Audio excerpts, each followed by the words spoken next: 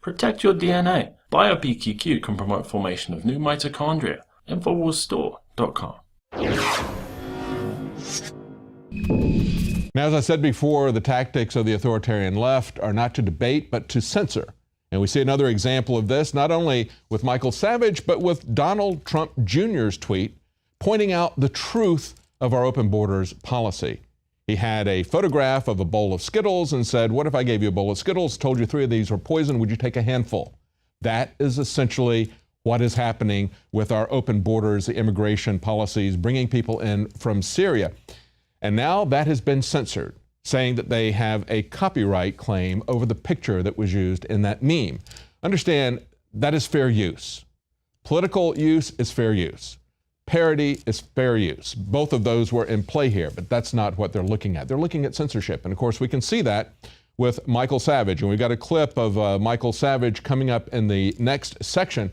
He was on just 2 weeks ago talking to Alex Jones, and on Monday before the debate, he was censored. First by the New York station as he started to talk about Hillary Clinton's health.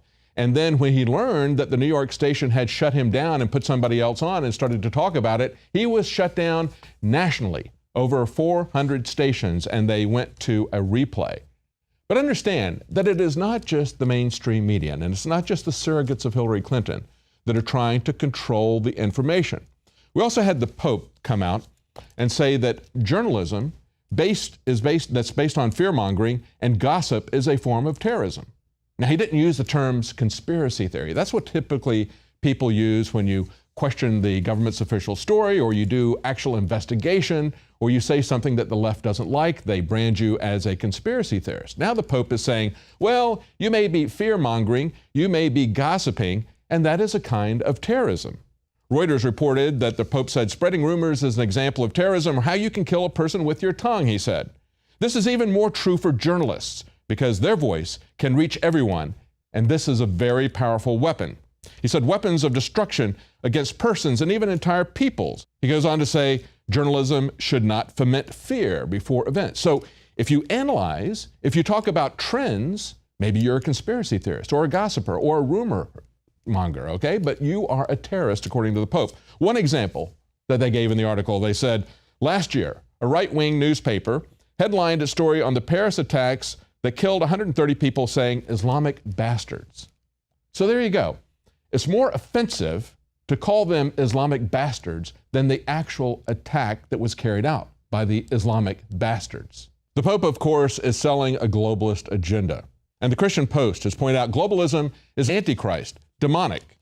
They say that, as the New York Times reported last Monday, and I pointed that out, until relatively recently, few people would refer to themselves as globalists. And they have a couple of different definitions. And I would say they're not just definitions. I would say rather what they talk about is an implementation of globalism, but then they talk about the philosophy behind it. And here's how they summarize that. They say globalism is a secular, humanistic religion of sorts that envisions a one-world government. Very good definition. Stay with us when we come back. Alex Jones and Michael Savage 2 weeks ago predicting the censorship we saw 2 days ago. If you look at the globalists, if you look at their leftists, they're saying the alt-right can't be tolerated. They're saying we need to be shut down and arrested. Hillary says she's going to shut down Breitbart. That means Drudge, you. They say they're bringing back fairness doctrine. They say they're coming after us. They're run by this foreign globalist Soros. Russia's already kicked him out. These are foreign globalists here overthrowing our country. So under the Constitution, these aren't even citizens. They don't have the rights. They're here overthrowing the system. To survive, we must go on the offensive. We must root them out. It's the only way to ever beat them. They are criminals. They are subversives. They are Saul Alinsky pledging to Lucifer. Please continue. Now, the man behind all of it is George Soros, the most evil man on the planet in my estimation, the absolutely most evil person the world has seen in modern times. You know, you don't have to hang people, electrocute them, put them in cages. You don't have to do the things that ISIS is doing to be evil. He's evil on a larger scale than the ISIS executioners are, because he's gutting the United States of America. He's trampling on our Constitution. He helped fund the Arab Spring. He helped fund the Arab Spring. Hillary, all of them. Hillary Clinton was the publicist and an actor, along with John Kerry. I'd say she was the quarterback with Kerry and Obama. She destroyed the Middle East. She owns that. How does the media, forget the media, why doesn't Trump put her on a cross with that and one. by the way, Mr. Savage, Dr. Savage, that's not hyperbole. She literally destabilized 20-something countries that Al-Qaeda and ISIS are running around. Hundreds of thousands of dead Christians. They won't even let Christians out of the region. These people are demons, just like the true liberal Assange said, look, I've got the documents. The press is dead if she gets in. Our necks are in nooses. She's a demon. You must stop her. I hear you. And I also saw who wrote the other day that Obama, the nice, slick, smooth, nice family man, has created the greatest surveillance state in the history of the world. And suddenly liberals are afraid of it because they understand what happens when the guillotine starts falling. First, it takes out your opposition. But as the world learned during the French Revolution, the guillotine has an unlimited taste for blood. And it doesn't stop with the enemies of the revolution. Then they turn on their own kind and start executing their own so-called counter-revolutionaries, as was done in the Soviet Union. Always happens. As was done in Cuba, as was done in Hitler's Germany. They killed their own. The brown shirts. And the guillotine keeps falling and cuts heads. It is the most thirsty instrument on earth. And that's why the left ought to step up and shut their fat mouths when we stand up to these monsters. These monsters need to be stopped or we're all finished, left, right, and center. You mentioned a key word there, Google. For weeks, I've been railing against the monopolies that have emerged in America under Obama, the dictator. Google, Facebook, Microsoft, of course, had been there before. Look at these companies. They're violating the antitrust statutes of the United States legal system. There is an antitrust division of the U.S. Justice Department that does not touch Mark Zuckerberg, does not touch the Google boys, does not touch Bill Gates. And there's a reason, because they all support the globalist New World Order agenda. They support it to the nth degree. And I've been screaming that when Trump becomes president, he must reactivate and use the Justice Department to break up these monopolies and give other people a chance to build a business. And I make a point of Teddy Roosevelt, who was a populist, as you well know, and his campaign slogan was bust the trusts. The trusts in his day were Standard Oil, Rockefeller's railroads, and oil company that dominated railroads and dominated the oil business. They didn't give anyone a chance of emerging. If they did, they crushed them. And it's the same globalist grandkids today that are running globalism. Zuckerberg, $58 billion isn't enough for that pig. He needs to cut the wages of American workers and throw them out of the country and bring in Indians who work for 1/3 the wage. God bless India. God bless their intelligence. God bless India. But we got to look out for us a little bit. They belong in India. Let them rebuild their own economy and let them hire IT workers at a right salary. So, yeah, you want to talk about jobs. Why do you think, not you, I'm talking rhetorically. The listener, sure. Why do you think Trump is surging amongst the blue-collar, disenfranchised white male? Why? Because they've been dumped upon. They've been stepped upon. The Eddies, whose grandfathers defeated Hitler, the Eddies whose fathers died in the jungles of Vietnam, are being crapped upon by these vermin, these cowardly vermin, these sick, deviant perverts. I can't stand it. I'll get worked up, and I don't want to. I'm trying not to, Alex. This is the first interview I've done. Wow. For this book. Thank you. And Alex, I got to tell you, you're on the front lines. You're going to be around a lot longer than I am in the media and probably on this planet. And you're doing the job that needs to be done. And all I can say is, as the time comes to an end right here, when I say that Obama and the left are practicing a scorched earth policy, there's a reason for it. When an army retreated in the past, they burnt everything to the ground. They burnt the crops. They killed the livestock. They burned the barns. Scorched they burned earth. The houses. Is that not what's going on here with this left when they see an ascendant right, an ascendant American That's right. They're blowing movement? it all up. They're burning our pathways to survival. They're burning our internet. They want to burn radio. They want to burn any access. They're trying to start race war. They're saying kill the cops. They're getting away with everything. I keep saying, Soros gave them $70 million to those street thugs. All we need now is Obama to turn them into his well-funded private army. He can deputize them and give them government arms as he did ISIS. And then you will have the young pioneers of the Soviet Union. You will have the Red Brigades. You will have the Red Brigades of communist China frightening everybody in the society on a daily basis. We cannot continue to rely only on our military in order to achieve the national security objectives that we've set. We've got to have a civilian national security force that's just as powerful, just as strong, just as well funded. Alex, we're that close to it all coming to that. Obama is not finished yet. He has several months left yet to burn it all down, Alex. I agree. We've only got a minute left then. In your gut, you're a smart cookie, Dr. Savage. What do you expect them to pull? Remember what George Bush did in the last few months of his regime?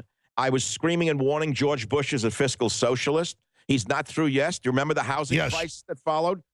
I expect that if it looks like Trump is going to win or Grandma falls off the stage again for good and they replace her with Freddie from one of the Nightmare movies, Kane Who Can't Win, I expect the worst. I expect them calling off the election. I expect martial law. I expect, if that is not possible, I expect a complete financial breakdown to create even further chaos. That's what I expect. I've always been for free speech to the most radical level. The problem is they're all organizing and saying they want to shut down talk radio. They want to shut down Matt Drudge. They want to shut down Breitbart. Hillary says the alt-right, that means Michael Savage as the dean, does not have a right to exist. When you start hearing final solution, literal Nazi rhetoric that I don't have a right to exist, I've got a black heart, you're evil, Matt Drudge is evil, I'm done. Listen, you come here, you overthrow the country, you bring in radical Muslims, you want to arrest me? The gloves are off, we're going to try you in front of a jury, then we're going to lock your asses up. You want it? We're going to find out who the traitors are. Go ahead. Alex, you know, the left was famous at agitprop. I believe after this election, whoever wins, we need to have a people's tribunal and have mock trials of Hillary Clinton, John Kerry, George Soros, all of the names that we know are involved with destroying our sovereignty and going after our First Amendment. There's nothing prohibiting such agitprop. You can be the prosecutor. Who? You.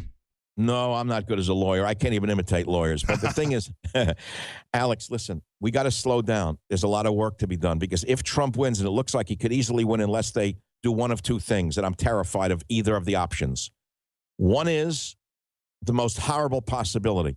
If it looks like he's going to beat her, you know they're not letting him get to the finish line. Let's let that hang in the air. Number two, let us say he wins. Well, what happens then? He is surrounded by neocons. They have already triangulated Trump. You saw that last week. He already brought in I think it was on your show last week, the former head of the CIA under, was it, Obama. Came out and criticized Trump. The former head of the CIA under Clinton. He's using him as an advisor. You're right. It was sure that's Woolsey. Yes, Woolsey. Why would he choose him? I'm already concerned about the whole. Trump will be on my radio show today, by the way, Good. Alex.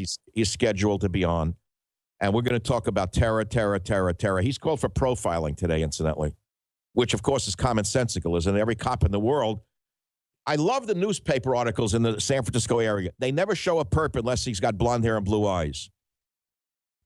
Can't find the perpetrator. You have to search. By the way, in Sweden and Germany, they admit that even when it's a Muslim, they replace it with a blurred out image of a blonde-haired German. And I interrupted you earlier when you were talking about how we go after subversives. When you're a multinational war criminal, former Nazi collaborator that's collapsed dozens of countries like George Soros, what do you do when a foreign power, a foreign group comes in and is trying to overthrow your country? What do we do to these subversives? Just briefly. And then let's get back into, I agree, they're going to try to block Trump getting in. He's surging. His wave has turned into a tsunami. He's winning most of the battleground states. What are they going to do? Why do you think blacks are coming over to him? Because they know she's a liar. I predicted 6 months ago that Hispanic males in particular will move to Trump. Already happening. For two reasons. I use common sense. I know these guys very well. They're a macho culture, number one. They don't like an old woman telling them what to do, let alone a woman. Number two, what does an Hispanic worker want? He wants what everyone else wants. I see them around construction sites every day. I bicycle by and talk to the pit crews, the foremen. These guys are building from 6 o'clock in the morning. They're the carpenters, they're the plumbers, they're the drywall. You know what I'm saying? And what do they have? The minute they get some money, they buy a pickup truck. They get some more money. They try to buy a little house in a far out suburb. I go to KFC on a weekend sometimes. Who do I see there? Hispanic men with their wives and their little daughters dressed up in a little dress. They just came from church. There's something beautiful there, Alex. And they're driving American cars. Yeah, but they don't want to be what they left behind in their hellhole, their third world polluted hellhole. They want the American dream. So who is their role model? They want to be like Donald Trump. They know they can't achieve that but maybe they could be a little bit like him. Maybe some of his money and concept of making money will rub Their off on them. grandkids could be like Trump. I mean, it took that long for Trump, too. That's right. That's right. In other words, same in all of our families. My grandfather was an immigrant. Actually, my father was an immigrant. Sorry, not even my grandfather. I'm first-generation American. I keep saying I have one foot in the old world, one foot in the new. So I do recognize how hard it is to be an American if you just get here. But we were taught, learn English, work hard, you'll succeed. And if you don't, it's just this is the way it is. Then maybe. And Mr. Savage, have you succeeded in everything? I mean, you've been successful in publishing, media, real estate, you name it. It took me 30 years of struggle and being rejected. 1978, I earned my PhD from the University of California at Berkeley with straight A's. Not one university would hire me because I was the dreaded white male. They hired inferior. In every case, they hired women, minorities, and immigrants. And the ACLU proudly said, some Americans will have to put their lives on hold so others may move ahead. You don't know what it's like to shame yourself like I did. I had a sense of failure that no one will ever know. I don't want anyone to know.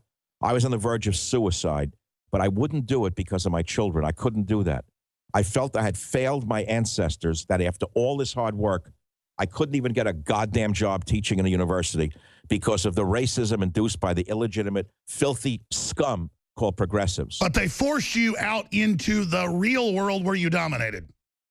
Academia can be the real world in some real science. No, I mean, absolutely. But I'm saying they forced you to build your own world, and look how much bigger it was than in their world. I'm the worst nightmare they ever had. I have more of an audience in 1 minute of my show than I would have in 1 year in a university. That's what I'm saying. Exactly. November 12th, fighting Rashad Evans in New York at Madison Square Gardens. I'm coming to not only win, but to dominate. I need to make an exclamation mark to the entire division that I have been, and I still am, the best fighter in that division. I have 2 months to get ready for the fight. I'm gonna go to Albuquerque, New Mexico, to Jackson Winklejohn MMA. We're actually gonna bring some cameras from Infowars to film some of my fight camp. You know, when you're training, you're training 90-minute sessions once, twice, 3 times a day. You know, there's 1 day a week that I only have 1 workout. All the other days are 2 or 3 times. You know, I use Super Male Vitality when I am tired, when I'm broken. It's those things, it's these supplements that kick me into the next gear so I can have another training session. It's cold-pressed, known herbs. I didn't develop this. The top herbologist, doctor group in the country. It's the best. Yeah. And it's like sold in medical clinics, but it doesn't copy testosterone. It only gets your body to release the hormones you already have. And what I'm told is it actually blocks estrogen mimickers that are in all the plastics and crap, so it brings you more to your natural state. What's in the things that I'm taking are real herbs. This is real food that I'm taking before workouts and after workouts. Totally natural. Totally natural to feel better and to be the most elite athlete on the planet. And by the way, years ago, you and Shane were going out and getting raw milk. You were getting your vegetables from the Amish. Go buy the product. I believe in it. It's the real deal. And I mean, look at me. I mean, I'm no Ted Kennedy, but 70 pounds I've lost. You feel it, you notice it, and I'm still getting faster. I'm still getting stronger.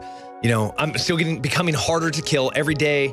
With Super Male Vitality, X2 and other products, it's helped me lose over 70 pounds of freaking fat. I gained back about 30, 40 pounds of muscle. I'm a pretty big guy.